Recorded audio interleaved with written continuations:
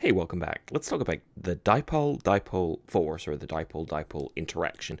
Or if we're going to be lazy, right, we can just call it DD throughout this course. And this is an interaction present between all polar molecules. So it's present between all polar molecules. And polarity was something we looked at in the first semester. And just as a reminder, right, so whenever we've got two atoms, so something like H and F, right, we can draw a Lewis structure. So that's the HF, the hydrogen fluoride molecule. And we know that they have different electronegativity. So hydrogen, I think, has an electronegativity of 2. Oh, no, wait, it's 2.1, and fluorine is 4.0. And so whenever atoms have a higher electronegativity, they are capable of pulling electrons out of the bond towards the more electronegative number. And the bigger the difference between the atoms, the more polar the bond is, so that difference is 1.9. So the atoms with the lower electronegativities get electrons pulled away from them, so that gives them a partial positive charge, so that delta there means it's a small change, so it's a small positive charge. And the electrons are pulled towards the more electronegative element, hence fluorine, so it has a slight negative charge.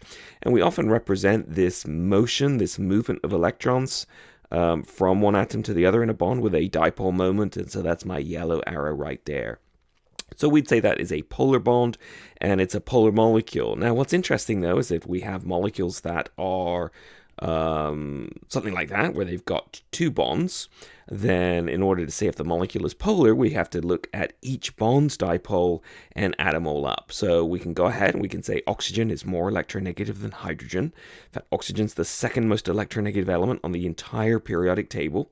So that allows us to go ahead and say that each bond is going to have its electrons pulled towards the more electronegative number and away the less electronegative numbered element. So the oxygen pulls electrons from the bond away from hydrogen and towards oxygen. Now, here's the case where we're pulling this one and we're pulling electron density in this direction. And in order to calculate the overall molecule's dipole moment, we have to sum those two things together. And so the overall dipole moment, I'm going to draw in green. And we can see that overall, the molecule has a non-zero dipole moment. And so water is polar. So overall, this is non-zero, and that makes it polar. And okay, you might be asking, well, how did I get that how did I get that green line? Well, I added the dipole moments up. And so what you can do is you can literally add them up head to tail. So you start with any one, and then you move it. And when you get to the end, you start with the other one, and you just kind of lay the one on top of the other. So there's the second one.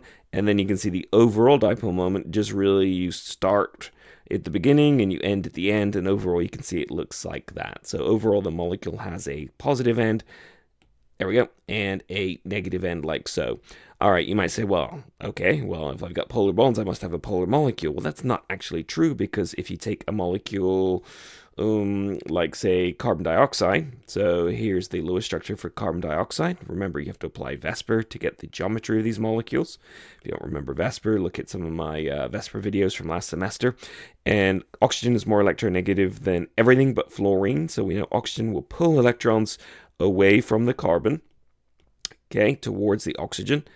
But if you look at this one here, the overall dipole moment is 0, because although the bond dipoles are definitely polar, right? So carbon's electronegativity is 2.5, oxygen is 3.5, so that difference is 1.0.